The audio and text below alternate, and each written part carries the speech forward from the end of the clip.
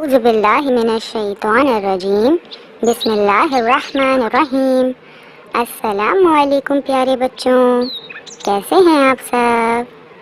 اب تک کے سبق میں ہم نے پڑھا تھا کہ اصول دین یعنی دین کی جڑیں 5 ہیں۔ اول توحید، دوسرے عدل، تیسرے نبوت، چوتھے امامت اور 5ویں قیامت۔ ہم نے آپ کو بتایا تھا کہ جس طرح اگر ہم اسلام کو ایک درخت کی مانند سمجھیں تو کیا درخت اپنی جڑوں کے بغیر رہ سکتا ہے؟ نہیں۔ اسی طرح درخت اپنی شاخوں کے بغیر بھی نہیں رہ سکتا۔ درخت کا وجود اپنی شاخوں کی وجہ سے ہوتا ہے۔ تو اسی طرح اگر ہم اسلام کو ایک درخت کی مانند سمجھیں تو اسلام کی بھی کچھ شاخیں ہیں جنہیں ہم فروع دین کہتے ہیں۔ فروع دین آپ کو معلوم ہے کتنے ہوتے ہیں؟ جی ہاں، فروع دین 10 ہوتے ہیں۔ آئے مل کر ہم فروع دین کے نام پڑھتے ہیں۔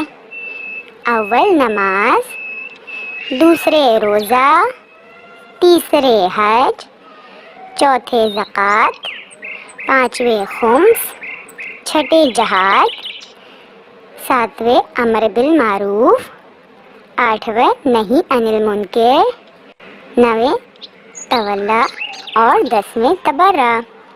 یہ ہیں 10 فروع دین کے نام۔ فروع دین کا سب سے پہلا فروع ہے نماز۔ تو ہم نے آپ کو بتایا تھا کہ ہمیں دن میں کتنی نمازیں پڑھنی چاہیے، کیا آپ کو یاد ہے؟ جی ہاں، ہمیں دن میں 5 نمازیں پڑھنی چاہیے، اور ان 5 نمازوں کے کیا نام ہیں؟ فجر، ظہر، عصر، مغرب اور عشاء۔ بچوں، آج جمعے کا دن ہے، تو آج ہم آپ کو جمعے کے کچھ اعمال بتاتے ہیں جن کو کرنے سے ہمیں بہت ثواب ملتا ہے۔ ہمارے پیارے نبی نے فرمایا کہ ہمیں جمعے کے دن مسواک کرنا چاہیے، غسل کرنا چاہیے، ہمیں عمدہ لباس زیب تن کرنا چاہیے، خوشبو لگانا چاہیے، نماز جمعہ کے لیے جانا چاہیے، اور مسجد جلدی پہنچنا چاہیے، اور امام مسجد کے قریب بیٹھنا چاہیے، اور جمعے کے خطبے کو غور سے سننا چاہیے۔ جمعے کے روز سورہ کہف کی تلاوت کرنے کا بھی بہت ثواب ہے، اور کثرت سے درود شریف پڑھنے کا بھی بہت ثواب ہے، اور ہمیں دعائیں بھی پڑھنی چاہیے۔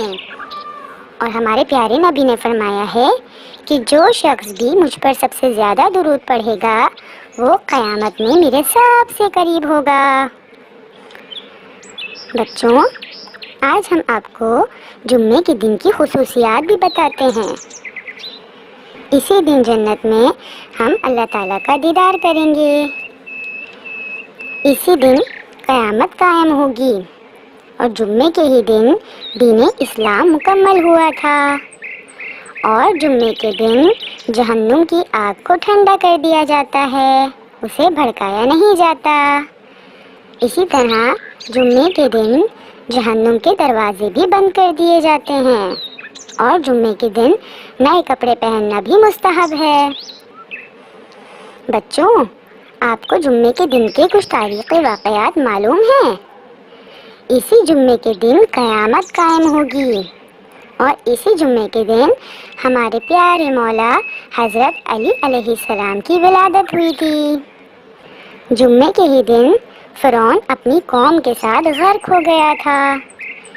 جب حضرت نوح کی کشتی زمین پر رکی تھی وہ بھی جمعے کا ہی دن تھا، اور حضرت آدم علیہ السلام بھی جمعے کے دن ہی پیدا ہوئے تھے، اور حضرت موسیٰ علیہ السلام نے جمعے کے دن ہی فرعون سے نجات پائی تھی، اور جمعے کے روز ہی ہمارے مولا امام حسین علیہ السلام کی شہادت ہوئی تھی۔ ایک مرتبہ ہمارے پیارے نبی حضرت محمد صلی اللہ علیہ وآلہ وسلم صحابہ کرام کو سنت سکھا رہے تھے کہ پانی ہمیشہ دیکھ کر پینا چاہیے، اور 3 سانسوں میں پینا چاہیے۔ اتفاق سے ایک یہودی بھی چھپ کر ہمارے پیارے نبی کی باتیں سن رہا تھا۔ ہمارے پیارے نبی کے کلام میں اتنی تاثیر ہوتی تھی کہ مسلمان ہو یا غیر مسلم آپ کی تعلیمات سے متاثر ہوتے تھے۔ رات کو سوتے سوتے اس یہودی کو جو ہمارے پیارے نبی کی 3 باتیں سن رہا تھا اسے پیاس لگی، بہت زور کی پیاس محسوس ہوئی۔